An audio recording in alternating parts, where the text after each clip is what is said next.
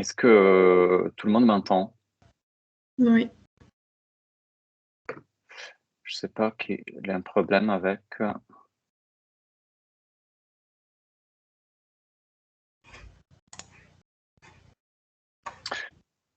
Je récupère le message, mais il y a quelqu'un qui a un souci avec le son.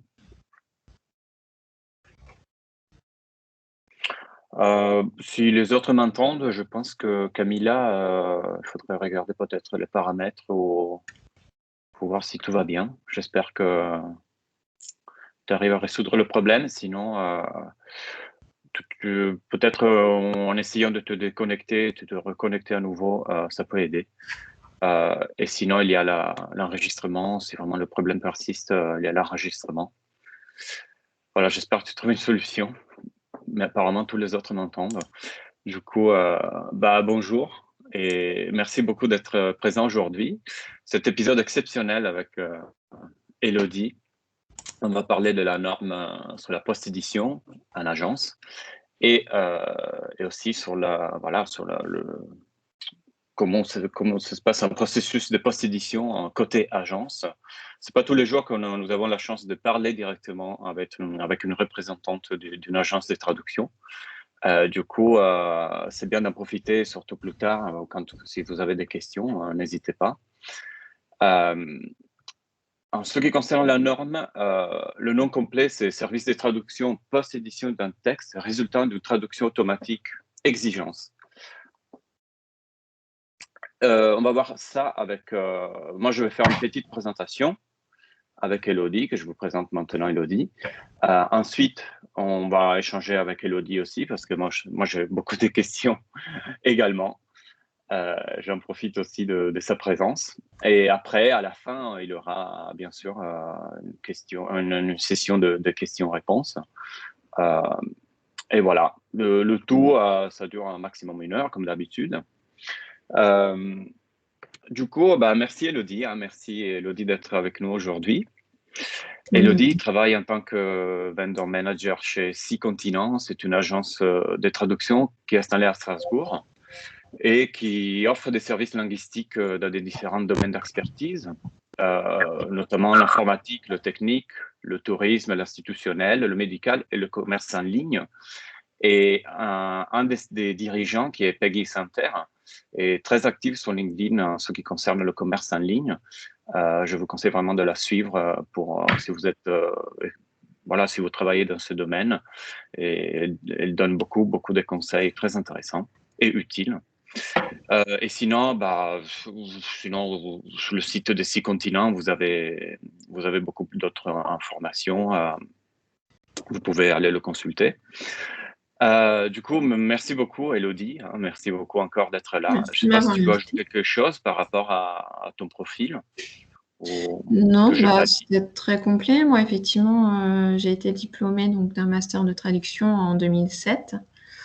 Après, j'ai occupé un poste de chef de projet en agence et j'ai par la suite évolué. Je suis devenue responsable opérationnelle où là, j'ai commencé à faire forcément du management, mais aussi du recrutement et du pilotage qualité.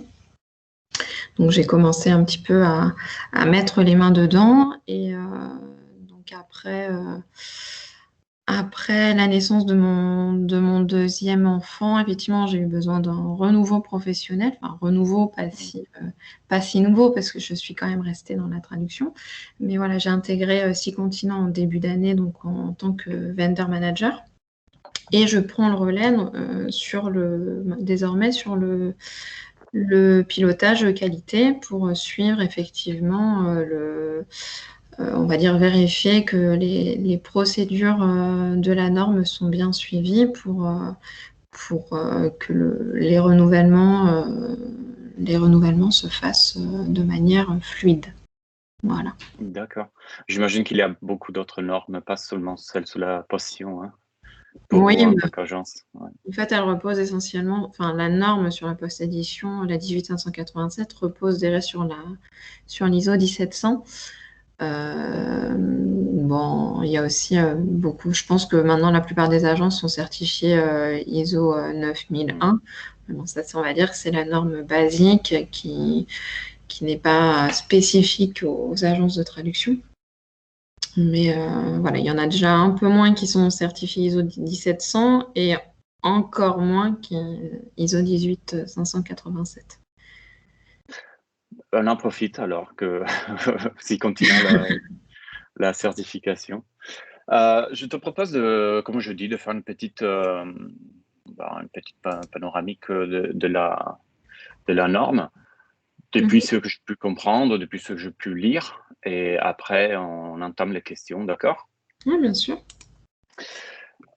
Comme on vient de dire, qu'est-ce que c'est une norme à la base? Il s'agit d'un document officiel parce qu'il est produit par un organisme agréé qui permet de fixer des règles et de définir la meilleure manière de procéder lorsque l'on entreprend une activité. Dans ce cas, c'est la gestion d'un projet de post-édition, du coup, l'utilisation de la traduction automatique. Et Elodie avait parlé des qualités. Ici, on n'est pas loin, elle parle surtout de façon à allier efficacité, sécurité et fiabilité. Et du coup, cette norme, elle est disponible sur l'Internet. Il suffit de taper même norme post-édition, ISO post-édition, et vous la retrouvez. Vous pouvez la pré-visualiser, déjà pour connaître sa structure. Et effectivement, elle est composée avec une première partie avec les concepts. C'est une sorte de glossaire, de façon que voilà, qu'on comprend de quoi on parle. Il explique toute la terminologie employée dans le monde de la post-édition. Après, il parle vraiment du processus de post-édition et comment l'organiser. Les compétences et qualifications, surtout ce qu'on demande en fait aux post-éditeurs dans la phase de sélection, avant qu'ils collaborent avec une agence de traduction. Et après, on passe aux annexes, où il parle aussi des formations, des pré-éditions et des post-éditions automatiques. Je pense que post-édition automatique, on entend très peu parler, surtout parce que en tant que post-éditeur, dans une post-édition automatique, on n'a pas besoin de post-éditeur, entre guillemets. Mais j'ai parlé de ça dans mon blog. Si vous voulez aller voir sur mon site, je vais partager tous les liens, bien entendu, à la fin de l'enregistrement et de la visioconférence. Mais à la base, en fait, cette norme, le public cible de cette norme, ce sont surtout les agences de traduction. Ce n'est pas vraiment les indépendants. La norme parle beaucoup, et après peut-être Elodie peut confirmer, de la relation entre traducteur-agence et d'agence-client. Du coup, l'agence est toujours présente dans le processus. Autre chose, c'est que cette certification n'est pas obligatoire. C'est pas obligatoire, c'est comme a dit Elodie tout à l'heure, il y a des agences qui ne se sont pas certifiées et d'autres qui commencent. Et disons, elle peut être vue par je pense que la norme en soi, elle peut aider l'agence à mettre en place un processus de post-édition et peut-être aussi, comme on dit, gagner peut-être de la confiance de la part des clients qui cherchent une agence de confiance. Et je pense que je reviens un peu en arrière pour parler en fait que dans toute cette structure, on parle surtout des post-éditions complètes. La post-édition légère est mentionnée, mais elle n'est pas traitée par cette norme. Et il indique surtout que le post-éditeur doit s'assurer que la traduction automatique est compréhensible et qu'elle correspond au texte source. La terminologie doit être cohérente et correcte. Et le post-éditeur doit vérifier la grammaire, les abréviations, l'orthographe et le formatage, la mise en page, tout en utilisant le plus possible la traduction automatique brute. Et ça, c'est un des conseils que je donne pendant mes formations. On a des post-éditeurs, on nous demande de travailler sur une post-édition d'une traduction automatique. Et un de mes conseils, c'est d'utiliser le maximum la traduction automatique brute. Et je vois que même cette norme ISO le conseille. Et par rapport à l'intervention en fait du traducteur post-éditeur pour une post-édition complète, on voit que pour vérifier voilà, le sens entre le texte source, le texte cible, la terminologie et tout le reste, on comprend très bien que seulement un traducteur en fait, peut se former pour devenir post-éditeur. Parce qu'on a besoin de toutes les compétences d'un traducteur pour devenir post-éditeur. Voilà, je voulais vraiment parler de ce fait que la post-édition légère n'est presque pas mentionnée. Et on revient au fait que c'est une norme qui intéresse surtout les agences. Et c'est pour ça qu'on a invité aujourd'hui Elodie. Et elle a confirmé tout à l'heure, mais tu peux confirmer à nouveau, Elodie, que c'est une norme que vous avez passée. Je ne sais pas si vous êtes certifié en ce moment. Est-ce que tu étais déjà parti de 6 continents quand vous avez fait la certification? Non, alors en fait, donc moi, comme je vous l'ai dit, je suis arrivée chez 6 continents en janvier, donc là, de cette année. C'est Peggy Santerre, donc quand elle est arrivée en 2019, il me semble, qui a commencé, 6 continents n'étaient pas du tout certifiés, ni 18587, ni 1700. Et c'est Peggy qui a travaillé sur le système qualité, et donc elle a fait certifier 6 continents en février 2020. Donc les 2 normes en même temps, ISO 17700 et ISO 18587. D'accord. Ah, très bien. Et du coup, j'ai une question, peut-être tu le sais, parce que vu que tu es quand même, tu es arrivé récemment, mais tu as dû t'habituer un peu au processus de l'agence. Est-ce que effectivement, ce processus de post-édition a été modifié après la certification ISO, ou ça vous a donné des conseils en fait sur comment mettre en place un Alors, processus de post-édition? à vrai dire, non. En fait, c'est étrange parce qu'effectivement, habituellement, les agences se font accompagner pour se faire certifier, donc pour mettre en place des processus qui remplissent le cahier des charges des normes, et donc les auditeurs vérifient que les processus sont corrects et répondent aux exigences des normes, et après ils donnent la certification. Et en fait, au départ, 6 continents avaient fait la demande pour être uniquement certifié ISO 17700 à ce moment-là. Et c'est l'auditeur, quand il est venu auditer 6 continents pour vérifier que 6 continents répondaient au cahier des charges de l'ISO 17700, qui s'est rendu compte qu'en fait, 6 continents avaient déjà les processus en place, utilisaient déjà les bonnes méthodes pour répondre à la norme ISO 18587 spécifique à la post-édition. Donc, en fin de compte, on n'a pas changé le processus de post-édition depuis la certification, puisqu'il était déjà en place. D'accord. Mais c'est vrai qu'habituellement, ça ne se fait pas dans ce sens-là. Habituellement, les processus, ils peuvent être, on va dire, grossièrement en place, mais il y a quand même des petites choses des petits ajustements à faire pour répondre vraiment à la norme. Mais là, pour le coup, bon, je pense que le cahier des charges doit pas être très, très, très strict non plus. On demande pas des choses très, très pointues. Et du coup, on n'a pas eu besoin de changer le processus depuis la certification. D'accord. Après, oui, il me semble comprendre que l'agence, en fait, elle met en place le processus, et elle va avec la norme ISO, elle va vérifier que voilà, tout est mis en place correctement, Voilà, c'est et ça. peut-être apporter quelques modifications. Ouais. Et souvent, les agences se font même accompagner ça peut être par des consultants externes, ou pour bien mettre en place ce système qualité qui répond aux exigences. D'accord. Après, j'ai une question que peut-être surtout intéresse beaucoup moi et tous les présents, je pense. En fait, qu'est-ce qui demande,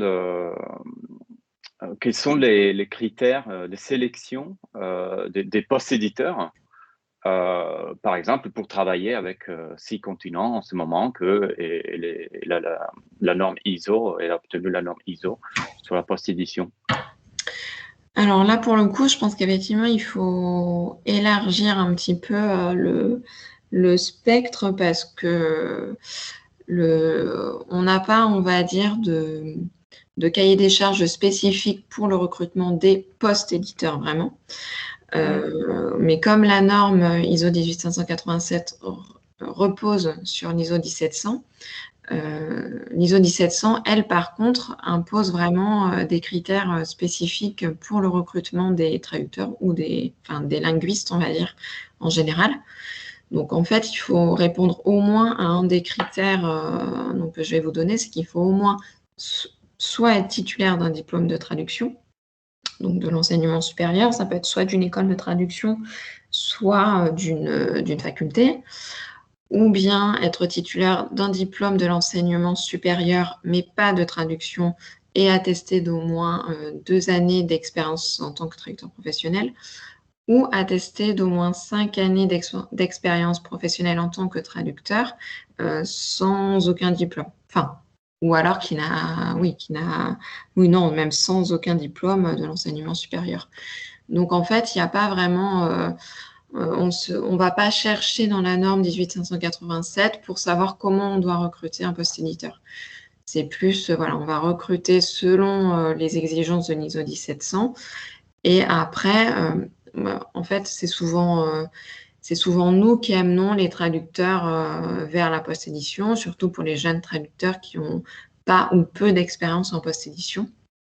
Du coup, on les guide avec un cahier des charges précis en fonction des attentes des clients et des résultats en fait de la traduction automatique.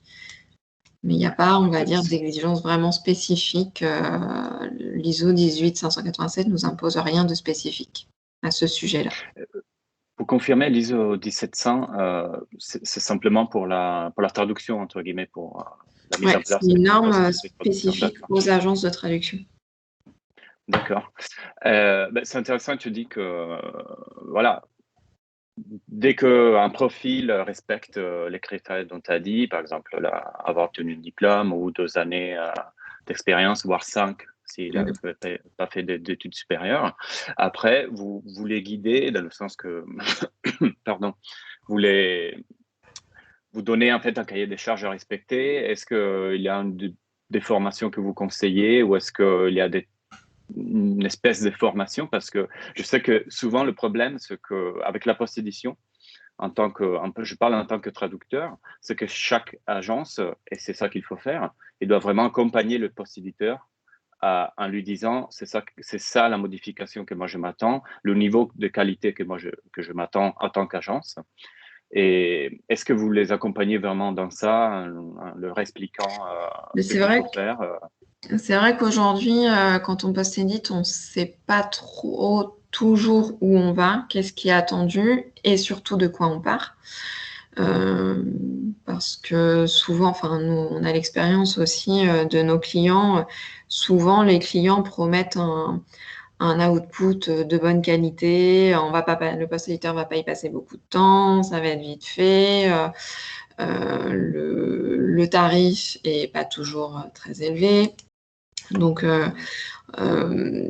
en fait, et tu parlais donc de post-édition complète et tu as évoqué un peu la post-édition légère, mais en fait, aujourd'hui, on nous demande aussi de la post-édition intermédiaire. Donc, il y a vraiment plus ça va et en fait, plus les clients, on va dire, affinent leurs attentes. Bon, je pense que c'est aussi, bien sûr, pour une question de coût aussi. Oui. Donc, du coup, on va dire que globalement, selon les niveaux de post-édition demandés, donc pour la post-édition légère, donc les traductions de base vont rendre purement le sens de la source. On n'attend pas une révision indépendante. Après, pour la post-édition intermédiaire, on demande à ce que le post-éditeur se concentre davantage sur la facilité d'utilisation. On tolérera un certain nombre d'erreurs qui n'ont pas trop d'impact, mais on ne demandera pas au post-éditeur d'utiliser un guide de style ou que que le post-éditeur respecte, on va dire, les conventions linguistiques standards. Et par contre, après, pour la post-édition complète, le post-éditeur se concentre vraiment sur la lisibilité. On recherche à la fois des traductions lisibles et utilisables.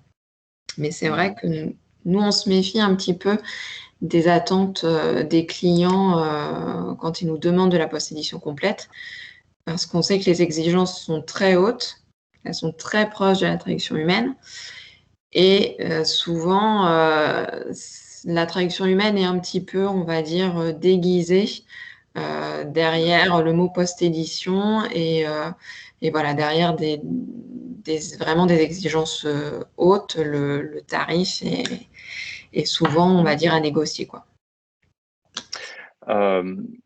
Déjà, tu as parlé de post-édition intermédiaire.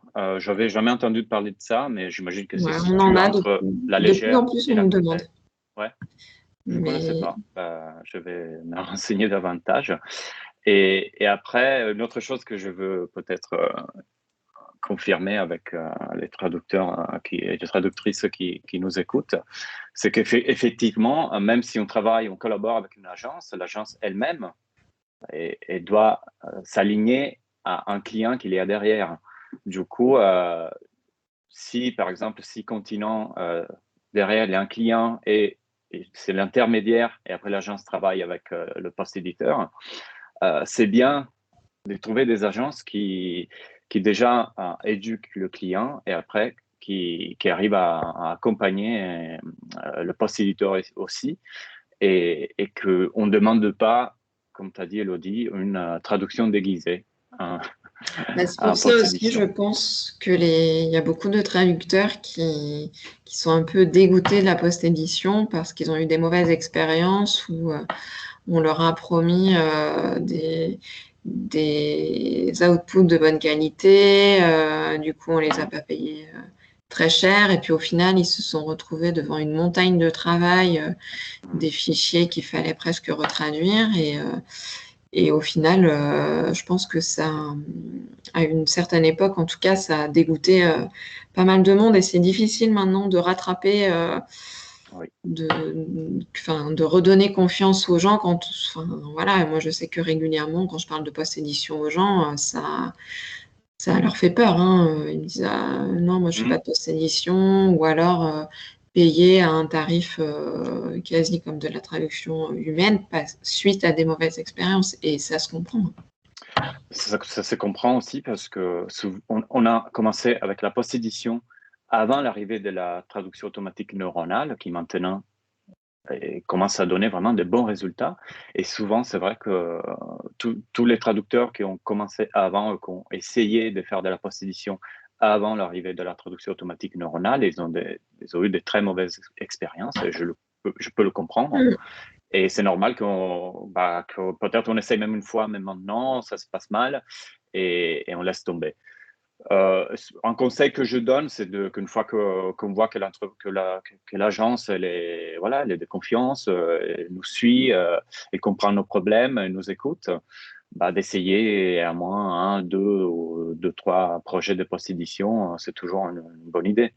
Et si par exemple, moi, j'ai commencé à travailler, à collaborer avec 6 continents, euh, est-ce que vous confiez à vos post-éditeurs toujours le même type de projet de post-édition ou des projets dans des domaines spécifiques? Comment ça se passe? Est-ce que dès que je suis post-éditeur, vous m'envoyez tout type de post-édition, par exemple? Non, c'est comme pour les traductions, on va dire, hein.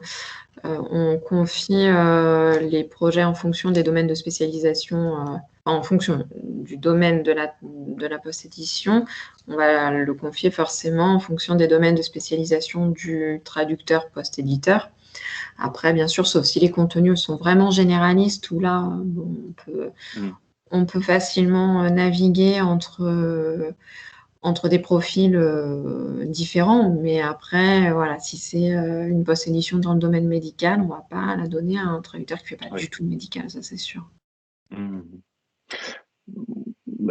confirme ce que moi je conseille aussi, c'est-à-dire si vous voulez vous lancer ou essayer la post-édition, faites-le dans des domaines que vous connaissez, dans un domaine dont vous êtes expert, parce que ça sera plus facile de vérifier que tout en ordre.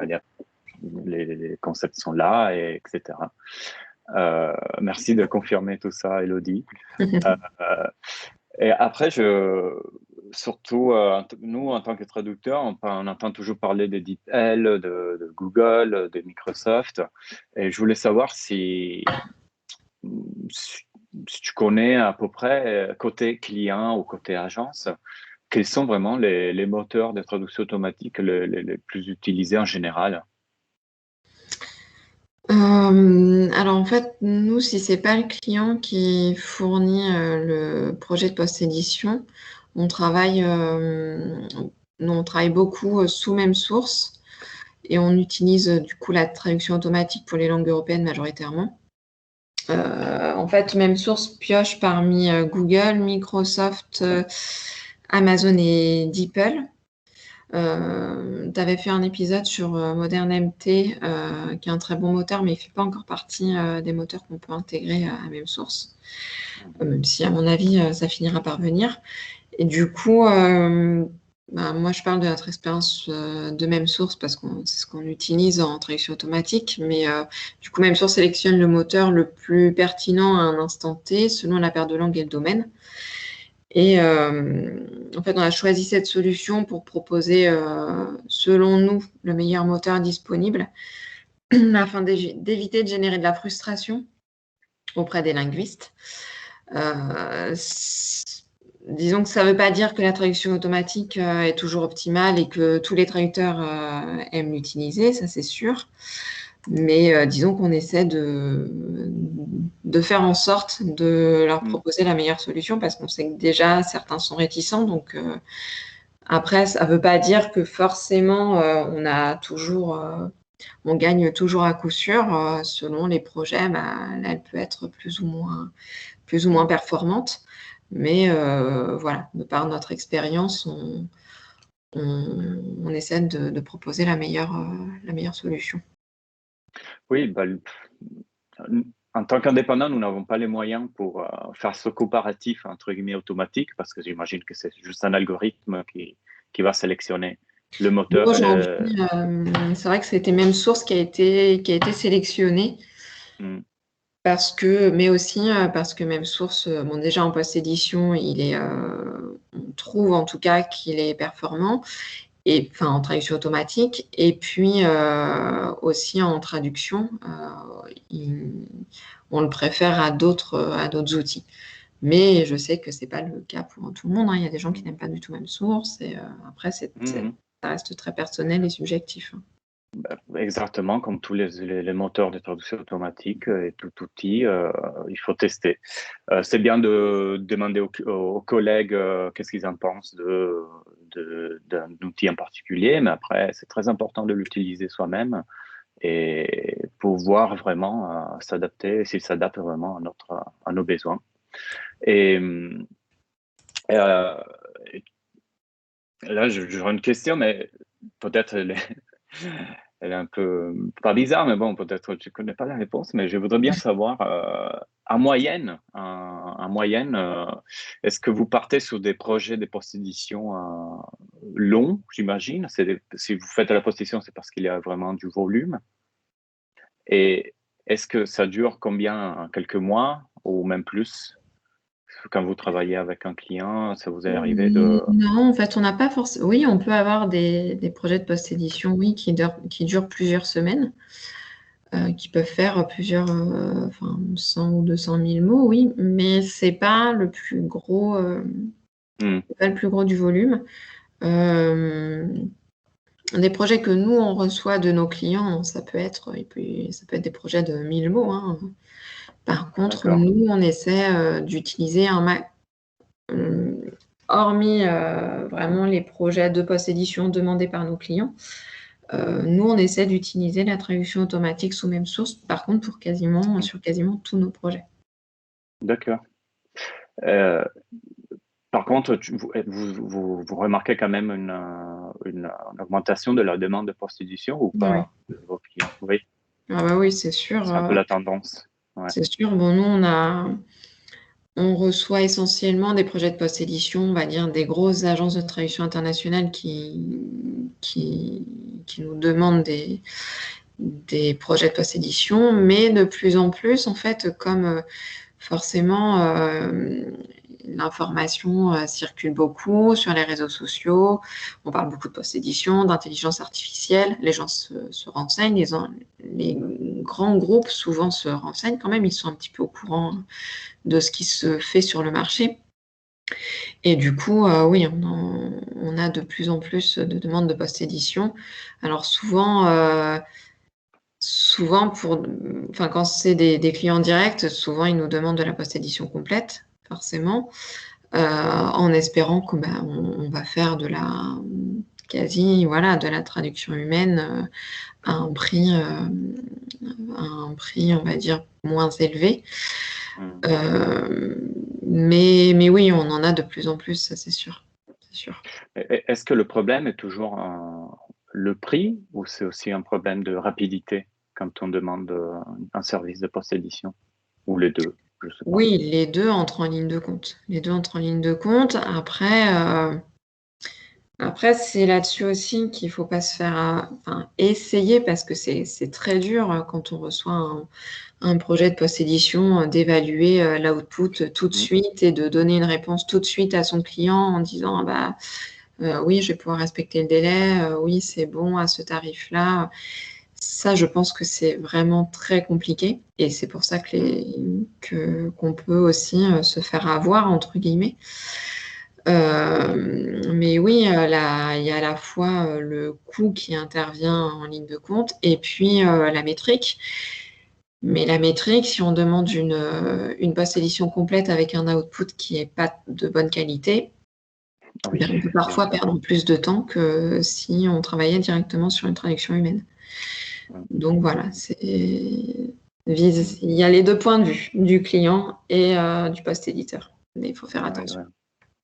Oui, mais je pense que dans votre agence, vous êtes vraiment au milieu à essayer de et puis c'est vrai que même si nous, on essaie d'évaluer le projet avant de l'accepter au client. C'est pareil, on ne peut pas mettre 3 jours pour évaluer l'output, pour certifier qu'on est d'accord avec tout le cahier des charges du client. Voilà, des fois, on peut avoir des surprises en cours de route, comme le post-éditeur. Je voulais terminer avant les questions avec ma dernière question, c'est-à-dire, est-ce que tu as des conseils à donner à soit un traducteur qui veut se lancer dans la post-édition?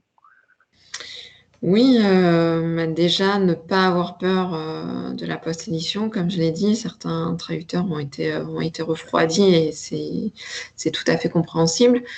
Pour autant, la post-édition, c'est pas une dégradation du métier de traducteur. C'est l'avenir du secteur, donc il faut prendre le train en marche, hein, comme on l'a appris il y a maintenant pas mal d'années avec la TAO. Maintenant, aujourd'hui, c'est la post-édition, donc il faut s'y mettre. Il ne faut pas oublier que la traduction professionnelle, c'est une goutte d'eau, vraiment, dans le volume de traduction mondiale. Mais c'est la goutte d'eau indispensable, hein. Certains contenus, on n'arrivera pas à post-éditer de manière qualitative tous les contenus. Certains sont spécifiques et on ne pourra pas les post-éditer. Donc, il ne faut pas avoir peur que le métier de traducteur disparaisse pour autant. Mon deuxième conseil, ce serait de bien communiquer avec le vendor manager ou les chefs de projet quand on commence la post-édition, pas se lancer comme ça sans rien dire, bien informer l'équipe, son client qu'on commence. Est-ce qu'on peut commencer, même si, comme tu l'as dit à Enrico, c'est mieux de travailler sur des projets de post-édition volumineux qui durent dans le temps, mais aujourd'hui, c'est pas, en tout cas chez nous, c'est pas le plus gros de notre volume. Et bon, il vaut peut-être mieux essayer sur des petits projets pour voir ce que ça donne au départ. Il faut essayer de bien analyser les projets avant de les accepter. Si on ne le sent pas, je pense qu'il vaut mieux pas les accepter. Si on n'est pas sûr que l'output soit de bonne qualité, plutôt que de passer des heures et des heures qui ne seront pas payées. Je pense que voilà, il vaut mieux parfois refuser si on ne le sent pas. Et puis, il faut aussi se dire que la post-édition, c'est une prestation linguistique différente de la traduction, même si on a besoin d'avoir un background de traducteur, je pense moi aussi. Mais c'est quand même une prestation linguistique qui est différente et qu'on ne devient pas post-éditeur du jour au lendemain. Enfin, en tout cas, un post-éditeur performant. Il faut habituer son cerveau à des nouveaux réflexes. Et puis, plus on post-édite et plus on va devenir efficace. Donc voilà, il ne faut pas se dire que voilà, on va faire 2-3 projets de post-édition, 2000 mots, et puis ça y est, on va être super performant. Non, je pense qu'il faut... Là, c'est plus toi pour le coup, qui peut aiguiller là-dessus, mais voilà, il faut du temps, il faut se laisser du temps, appréhender cette nouvelle méthode de travail, en fait. Pour nous, c'est un service qu'on offre. Mais tu confirmes tout ce que je dis, même sur mon blog ou mes formations, c'est exactement ça. Et il faut faire beaucoup de pratiques. Je pense qu'une formation de base est très importante. Et après, comme pour la traduction, on fait des études de traduction au cas où, on apprend la langue, etc. Mais après, il faut beaucoup de pratiques pour devenir un bon traducteur. Et je pense que c'est pareil pour un post-éditeur. On peut avoir les notions de base et après, il faut passer par les mauvais projets pour apprendre à devenir. Oui, c'est toujours comme ça. Comme pour la traduction, je pense qu'on a tous eu la même expérience. Mais tu as fini avec les conseils, oui? Moi, c'est déjà pas mal. Hein. Je ne vais pas trop en donner non plus.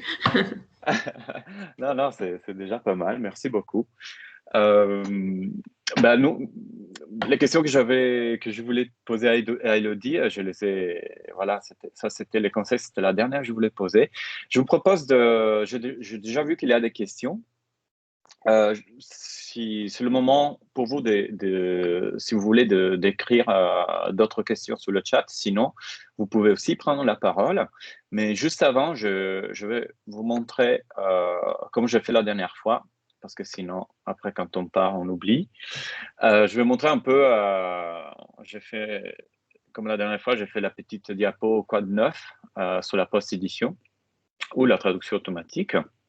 Et cette fois-ci, je regrouperai trois choses. La première, c'est un rapport de NIMTSI, je ne sais pas si vous le connaissez, mais c'est le NIMTSI 100, qui est très utile. Vous tapez vraiment de 2021 NIMTSI 100 pour trouver vraiment tout un tas d'informations sur l'état du marché, en fait, des services linguistiques en général, à niveau mondial. Ils vont parler de beaucoup d'agences, des grandes agences de traduction, mais aussi ils vous donnent des idées sur les tendances du marché, sur ce qui est le sous-titrage ou autre chose. C'est très intéressant, je trouve, et il est il est vraiment complet. Je vous conseille vraiment de le regarder, d'aller le lire. Et sinon, j'aime bien rappeler, parce que souvent, pour moi, c'est une des informations que, pour moi, c'est sous-entendu, mais je m'aperçois que les traducteurs souvent ne le savent pas, mais si vous souhaitez vous lancer dans la post-édition et vous utilisez SDL Trado Studio, avec la licence en fait de Trado Studio qui n'est pas donnée, vous avez en fait accès au moteur de traduction automatique de Trados, de SDL, qui s'appelle SDL Machine Translation et qui est gratuit. Vous l'intégrez, vous avez juste un nombre de caractères par mois. Mais si vous voulez vous lancer tout en protégeant les données et sans payer un abonnement, essayez par exemple SDL Machine Translation dans Trados si vous l'avez. Et après, pour finir, sur Intento, qui travaille plutôt avec les grandes... ils aident les entreprises, les grandes entreprises à mettre en place un processus de post-édition. Ils ont publié une jolie infographie, une image avec tous les services en fait, de post-édition, de traduction automatique disponibles sur le marché que je trouvais très intéressante et je voulais partager avec vous parce que j'adore tout ce qui est les infographies et des informations directes en image. Je trouve que c'est toujours très intéressant. Voilà, moi je partageais mes trois conseils de l'épisode. Maintenant, Tous les liens, je vais les partager quand je télécharger ça sur YouTube, comme ça vous les avez, de ce qu'on a parlé en fait. Du coup, vous inquiétez pas pour ça. Et maintenant, on va voir s'il y a des questions, s'il y a quelqu'un qui veut intervenir aussi. C'est avec plaisir. Je vais arrêter la présentation. Je me relance de la... Alors, j'espère que Camille a trouvé une solution pour le son. Il y a Sylvie André qui dit que oui, proposer un tarif au départ est très compliqué. Je confirme, c'est compliqué dans le sens qu'il faut passer par les premiers projets, mais quand vous passez dans les premiers projets, il faut vraiment il faut un peu se chronométrer et connaître son output, en fait, la vitesse de post-édition que vous avez, parce que chacun, comme la traduction, chacun a son rythme, sa vitesse de traduction et de post-édition. Il faut passer par les premiers projets, regarder combien de mots on fait par heure pour ensuite s'aligner avec ses tarifs et savoir si un projet peut être rentable ou pas, parmi plein d'autres critères qu'il y a dans l'acceptation d'un projet de post-édition. Sinon, Sylvie, après, je vois que Jean-Pierre a des informations, elle veut participer, mais on avait fait un épisode sur les tarifs qu'on avait déjà parlé de ça. Je ne sais pas si tu étais présente, mais sinon, je te conseille d'aller le voir sur l'enregistrement sur ma chaîne YouTube. Jean-Pierre, après, je vois que Sylvie va ajouter encore quelque chose. Dis-moi, Jean-Pierre. Oui, alors vaut mieux que Sylvie parle, parce que moi je parle beaucoup. Alors. Allez, Sylvie, alors. Vas-y, Sylvie. Parle beaucoup. Allô, ça marche? Je ne sais pas si ça marche. Oui. Vous m'entendez? Oui, donc bonjour à tous. En fait, moi j'ai déjà fait plusieurs projets avec plusieurs agences et une en particulier. Et en fait, j'ai un tarif avec eux qui n'est pas un tarif de post-édition, qui est mon tarif traduction et ils minorent avec un certain pourcentage. Voilà, c'est leur truc. Et en fait, c'est très très compliqué de dire je prends ce projet en post-édition parce qu'avec même leur moteur de post-édition, chaque document est différent. Et on s'aperçoit si ça a été valable à la fin. Je ne sais pas si vous comprenez. La qualité du moteur pour chaque document est très différente. Et pourtant, c'est la même. Le même. Oui, c'est le même moteur. Voilà. Et bon, je travaille avec eux depuis plus de 15 ans, donc c'est plus facile. Ils m'ont repassé souvent à la fin du projet en traduction, en me disant oui, effectivement, là, j'avais tellement modifié que c'était plus possible de laisser le projet en post-édition. Et on m'a rebasculé à chaque fois, à chaque fois que c'était mauvais, en traduction avec mon tarif traduction. Voilà, donc tout ça pour dire que même avec un peu d'expérience et le même moteur de traduction automatique, la qualité du rendu est différente à chaque fois. Voilà. C'est normal. C'est normal dans le sens que Elodie l'avait dit tout à l'heure. Ces continents, ils intègrent en fait plusieurs moteurs. On va mettre simple. Ils intègrent plusieurs moteurs de traduction automatique et après, ils choisissent le meilleur selon le document. On ne peut pas utiliser le même moteur de traduction automatique pour tout. C'est normal qu'il y aura DeepL qui est meilleur que, je ne sais pas, dans le médical, par exemple. Après, s'il s'agit de plutôt un brevet ou du technique, c'est plutôt Modern MT. Et je pense que le problème là, c'est que moi, je fais du droit. Donc, le même moteur de traduction automatique. Les agences n'ont pas 40 000 moteurs. Certains ont développé des moteurs très personnalisés, très propres à leur agence. Oui, c'est des bonnes agences. C'est comme pour les traductions. Voilà. Mais même avec leurs moteurs spéciaux propres à leur agence, chaque document, je ne comprends pas pourquoi, un document, il y a très peu à modifier et l'autre, il faut repasser en traduction parce que c'est... Ouais, on ne sait jamais. Mais c'est une bonne nouvelle, non? Dans le sens qu'on a toujours besoin de traducteurs C'est-à-dire? parce que la machine fait n'importe quoi et du coup, on a quand même besoin de post-éditeurs. Là, le problème, c'est de trouver vraiment des agences qui ont intégré correctement la post-édition et qui savent gérer les projets. Mais de ton côté, Sylvie, je vois que... Et repasser en traduction en traduction humaine quand c'est nécessaire, par contre. Voilà, À mon avis. exactement. Oui, tout à fait.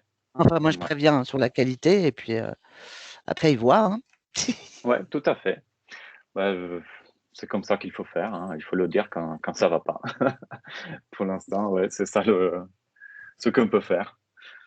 Tu avais d'autres questions, Sylvie? J'espère qu'on a répondu en grande ligne à ta question. C'est bon, je pense. Elle a baissé la main. Oui, je pense, ouais. D'accord. Merci, Sylvie. Jean-Pierre? Oui, alors du coup, c'est vrai que y a plein de choses à aborder. Moi, ce qu'il y a, c'est que c'est vrai que, moi, je représente la société Spottle. On s'est lancé sur la post-édition il y a à peine 1 an et demi, hein, donc. Et nous, on a fait le choix de la post-édition légère. Puisque nous, chez Spottle, on est spécialisé en sous-titrage automatique.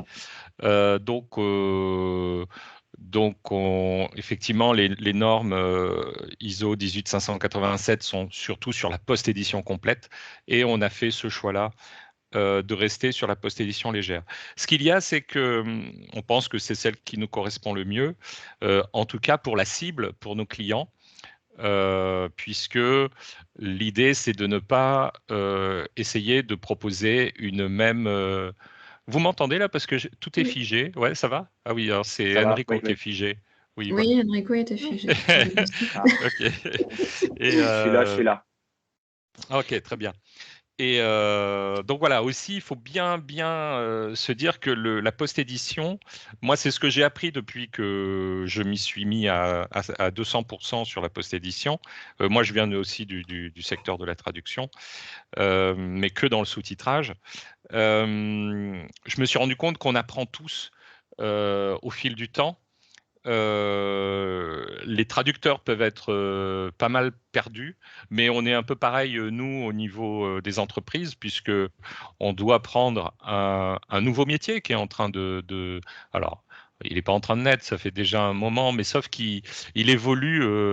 En même temps, la norme ISO, elle date que de 2017, donc on le voit bien. Mais on sent bien qu'il y a... il y a des efforts à faire de tous les côtés. Je pense qu'effectivement, nous, les entreprises, on doit prendre ça, mais vraiment le sujet de manière très sérieuse pour pouvoir accompagner les post-éditeurs. Alors, c'est vrai que nous, c'est ce qu'on fait chez Spottle, c'est-à-dire qu'on certifie avec nos règles à nous, hein, nos méthodes à nous, sur la post-édition légère sur notre plateforme. Donc on sait qu'un traducteur, on a à peu près évalué entre 3 à 4 semaines pour devenir un bon post-éditeur, post-édition légère. Et ce qui est assez marrant, c'est que lorsqu'on certifie nos post-éditeurs, et là Camille et Gauthier pourraient en parler, ce qui est assez marrant, c'est que quand ils passent les examens, ils veulent tous rendre une copie parfaite. Et nous, on leur dit, non, on est en post-édition légère. Et donc, ce qu'on attend de toi, c'est de ne pas fournir une traduction humaine. C'est pas dans ton intérêt, puisque tu vas consacrer beaucoup plus de temps. Donc, du coup, tu seras moins payé au final, par rapport au temps que tu auras passé. Et c'est pas ce que nous vendons aux clients. Donc, nous, notre positionnement, il est vraiment clair là-dessus. Il faut bien se dire que la post-édition, en tout cas légère, hein, je ne parle que de la légère, correspond en tout cas à un secteur qui correspond à un gros volume, des grandes quantités de durée. Par exemple, là, au mois de mai, chez Spottle, on a déjà vendu 20 heures de post-édition sur notre plateforme, alors qu'elle n'est même pas encore lancée. Vous voyez? Donc, c'est que des vidéos qui dépassent souvent, elles sont autour d'1 heure, 2 heures, ou alors c'est un gros volume qui ne passerait pas par la traduction humaine, puisque on serait sur des budgets trop élevés avec des traducteurs humains. Donc nous, le positionnement, en tout cas sur le domaine de la vidéo, il est clairement sur du gros volume où le client ne peut pas dégager des budgets trop importants, ce qui est logique. Donc du coup, la traduction automatique post-éditée va pouvoir bien fonctionner. Et je voulais juste après rajouter, je pense aussi que la formation, aujourd'hui, nous, on est en contact avec le master de Bourgogne pour qu'il puisse intégrer dès la formation la post-édition. Et on voit bien qu'à ce niveau-là, les écoles il y a beaucoup de masters qui sont pas mal à la ramasse dans ce domaine-là. Certains sont moteurs. Je sais que celui de Dijon est assez moteur là-dessus. Et voilà. Et il faut que à tous les niveaux, chacun arrête d'avoir peur et on prenne les choses à bras le corps. Mais c'est à tous les niveaux, que ce soit les traducteurs. Alors c'est vrai que nous, on s'est rendu compte, hein, avec les traducteurs plus jeunes, ils ont plus tendance à... Alors après, c'est normal, ils arrivent sur un marché où il y a déjà des traducteurs qui sont déjà installés. Ils doivent prendre un petit peu ce qui leur reste. Donc, le marché de la post-édition, pour moi, est un nouveau marché qui est passionnant. On essuie tous les plates là-dessus. Moi, je le vois comme ça. Mais voilà, et c'est ce que je redis toujours dans tes webinars, c'est que c'est un nouveau métier qui s'adresse en priorité aux traducteurs. Et c'est que pour les traducteurs. Donc, c'est une chance. Quelqu'un d'autre qui n'est pas traducteur ne peut pas le faire. Et donc, voilà, donc voilà, mais c'est vrai qu'il y a plein de choses comme ça. Mais à nous, en tout cas, au niveau des entreprises, de prendre le sujet à bras le corps. Et c'est vrai que j'ai beaucoup entendu parler. Alors, vous avez vu, hein, je parle beaucoup, c'est toujours pareil. Mais j'ai beaucoup entendu dire que des traducteurs se plaignent qu'ils avaient reçu des traductions automatiques en leur disant, ben voilà, tu corriges, etc. Et tu te débrouilles, etc. Bon, aujourd'hui, j'espère que c'est plus le cas. J'espère que les entreprises prennent vraiment ça à cœur. Et c'est comme ça qu'il faut le voir pour qu'on obtienne des bons résultats. Nous, on est en train de constituer notre réseau et on est super content parce que ça y est, ça prend. Et voilà, mais ça demande un vrai contrôle au niveau, en tout cas, des prestataires pour amener les traducteurs à pouvoir correctement post-éditer. C'est vrai que, alors, peut-être que nous, en prenant le choix de la post-édition légère, ça a été, je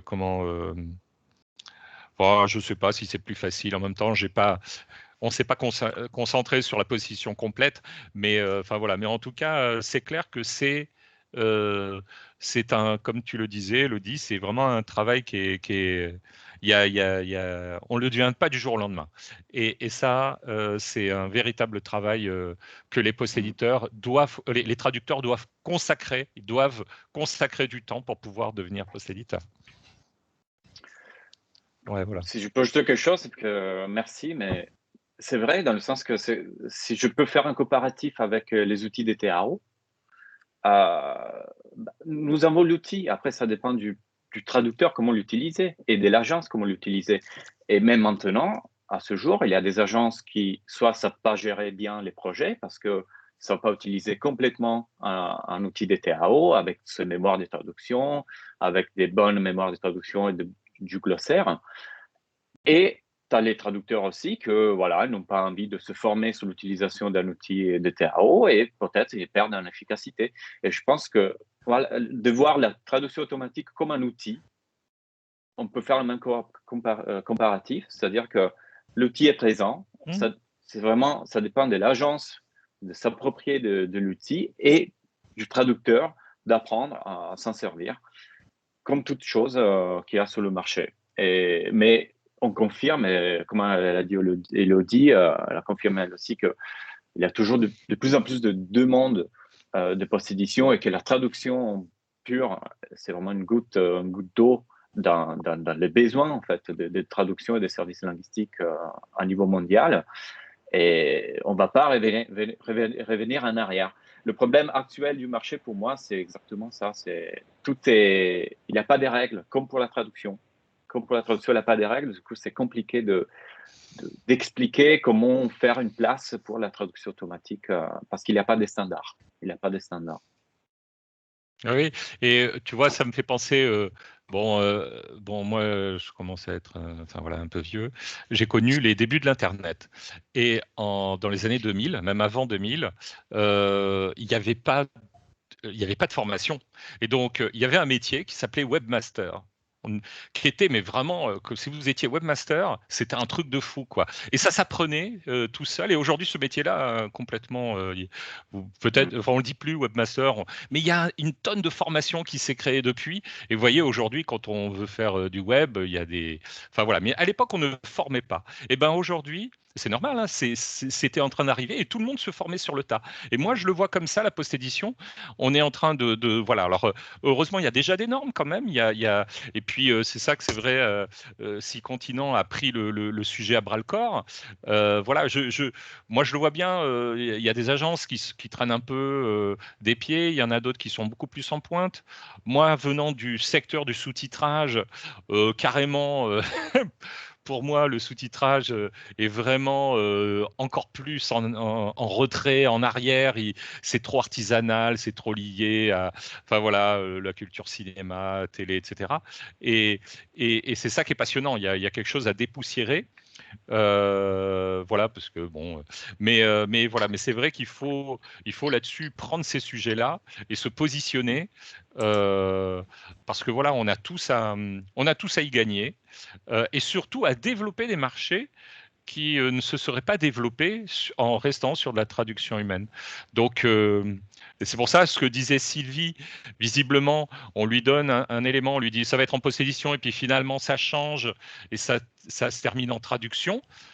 Pour moi, je pense que simplement, peut-être, hein, après je ne peux pas me permettre de juger, je ne connais pas l'entreprise avec laquelle tu travailles, mais il y a peut-être un problème de positionnement dans ce qui a été vendu par l'agence. Voilà, moi je suis clair, hein, moi quand j'ai des choses sur mesure, qualitatif, etc., je propose du sous-titrage humain de bout en bout. Ça ne sert à rien de faire de la post-édition. Voilà, nous, notre repère, c'est la durée des vidéos, la quantité, et tout de suite, bah, là, ça sert à rien que je vous fasse un devis avec des traducteurs humains, parce que vous tomberez de votre chaise quand je vais vous faire le devis, et je vous recommande de la post-édition. Par contre, il faut accepter que le niveau soit good enough quality, d'accord. Donc c'est là-dessus, il faut vraiment que dans la tête des traducteurs, ça soit vraiment bien intégré. Lorsque vous allez post-éditer, on ne rend pas la même copie qu'une traduction humaine. Pour moi, les choses sont simples, hein. Il ne faut pas aller chercher plus loin et pas vous laisser piéger par... voilà, ça c'est... Enfin, voilà, c'est comme ça que je le vois, moi. Oui, c'est vrai, mais voilà, pour arriver à cela, comme dit Sylvie, bah, il faut beaucoup d'entraînement, il faut changer son gymnastique mentale. Et avec le temps. Savoir placer les curseurs là où il faut, et je pense que c'est ça le plus compliqué. Ouais, c'est vrai qu'on parle aussi en termes de qualité, où est-ce qu'on peut aller en termes de tarifs, et voilà, mais c'est sûr que c'est pas toujours une mince affaire. Ouais. Oui, alors c'est vrai que nous, chez Spottle, on a mis en place un tarif à la minute, parce que c'est la vidéo. Donc ça nous est plus simple. Alors, par contre, on est un peu les seuls à le chiffrer comme ça, parce que la plupart du temps, c'est plutôt au mot, hein, dans les agences. Donc voilà, mais c'est lié au domaine en question. Mais ouais, c'est... Non, mais tout ça est passionnant. J'espère vraiment qu'on parlera de la post-édition dans le sous-titrage. Je pense que ça peut être un épisode très intéressant. Oui, on fera ça à la rentrée. Je veux en savoir plus. Ouais, j'en profite pour dire que ça, c'est le dernier épisode avant la pause estivale, et on va voir comment ça va évoluer, objectif post-édition à la rentrée. Élodie, tu veux ajouter quelque chose? Là, je pense qu'on est à 1 heure. Je crois qu'on a fait je pense qu'on pourrait encore continuer à échanger, bien sûr, mais bon, on a déjà fait un bon tour de la question. Et puis voilà, il ne faut pas hésiter quand on commence à poser des questions, dire qu'on n'en a jamais fait ou qu'on a été refroidi. Ou, voilà, on peut s'y remettre, il n'y a pas de souci, il ne faut pas avoir peur. Merci pour tous tes conseils et d'avoir participé en tant qu'intervenant aujourd'hui. Merci à Jean-Pierre aussi. Merci Jean-Pierre. Co-animer les objectifs post-édition. J'adore. Non, mais c'est vrai. On a besoin de personnes qui interviennent comme ça avec des arguments très intéressants et des points de vue très intéressants. Je vous dis merci alors. À la rentrée, très probablement, on va recommencer avec Objectif Post-Édition. Merci beaucoup. Merci pour cet épisode. Et encore merci Elodie et à bientôt sur LinkedIn et ailleurs. Bonne journée à tout le monde. Bonne journée. Merci Enrico. Bientôt. Au revoir. Merci. Salut, Ciao. au revoir.